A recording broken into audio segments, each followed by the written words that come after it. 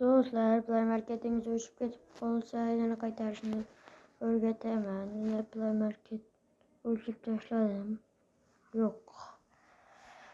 Gitti Play Market. Yok, onun Astroça'ya giremiz. İlaveler degan joyda aktaramiz. Topib üstiga bosamız ilaveler. Hemen şu yerda Play Market ham bo'ladi. YouTube nima? Şuradan Play Market aktarib topamiz.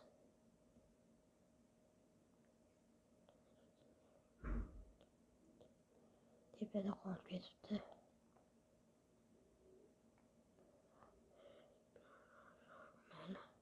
Play Market yoqilmagan deb turibdi. Eng pastda chap tarafda yoqish shuni bosamiz. Bo'ldi. O'rnatildi, qo'yildi. Turibdi joyida. Play Marketni qo'yib qo'yamiz. Bo'ldi.